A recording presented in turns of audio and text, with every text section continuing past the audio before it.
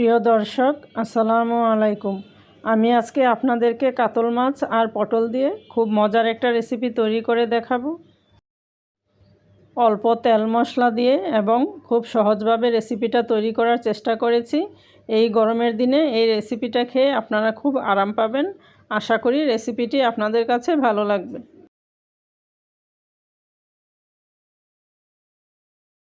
একটা প্যানে আমি দিয়ে দিচ্ছি 2 টেবিল চামচের মতো সয়াবিন তেল। তেলটা গরম হয়ে আসলে এর মধ্যে আমি আধা কেজি পটল টুকরো করে নিয়েছি, এগুলোকে দিয়ে দিচ্ছি। দিয়ে আধা চা চামচ লবণ দিয়ে নেড়েচেড়ে ভালো করে মিশিয়ে আমি ঢেকে এগুলোকে 4-5 মিনিট একটু ভেজে নিব।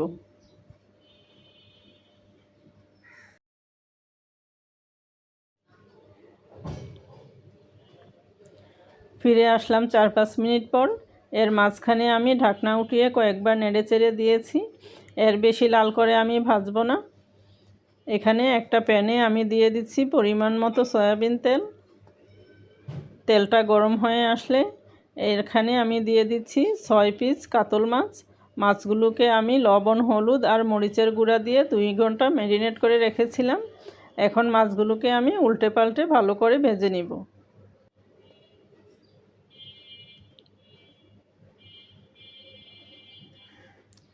এক পিঠ হয়ে গিয়েছে, এখন আমি অপর পাশ উল্টে দিচ্ছি।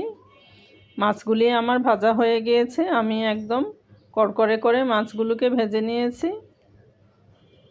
এইখানে মাছ ভাজার যেই তেলটা ছিল ওই তেলটা দিয়েই আমি তরকারিটা রান্না করব।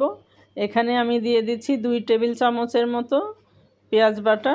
পেঁয়াজ বাটাটাকে একটু ভালো করে কষিয়ে নিচ্ছি। আপনারা চাইলে এখানে পেঁয়াজ কুচি দিয়েও রান্নাটা করে নিতে পারেন। এখানে দিয়ে দিচ্ছি আধা চা চামচ লবণ, দিচ্ছি 1 চা চামচ আদা রসুন বাটা। মশলাগুলোকে আমি কাঁচা গন্ধটা দূর হওয়া পর্যন্ত একটু ভালোভাবে কষিয়ে নিব। এখানে দিয়ে দিচ্ছি 1 চা চামচ হলুদ গুঁড়া আর আধা চা চামচ মরিচের গুঁড়া। তেলটার মধ্যে হলুদ আর মরিচটা দিলে একটু কালারটা অনেক সুন্দর আসে। এখন আমি এর মধ্যে দিয়ে দিচ্ছি অল্প একটু পানি দিয়ে আমি মশলাটাকে আরও ভালো করে কষিয়ে নিব। মশলাগুলো আমার কষানো হয়ে গিয়েছে। এখন এর মধ্যে ভেজে রাখা পটলগুলো দিয়ে দিচ্ছি, দিয়ে মশলার সাথে ভালো করে মিশিয়ে নিচ্ছি।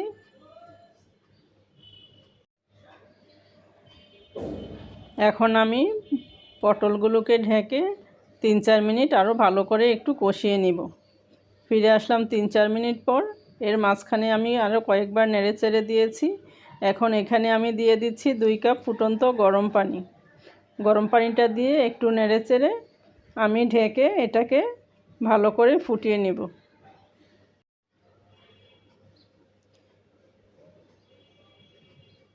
ঝোলটা ভালোভাবে ফুটে উঠেছে।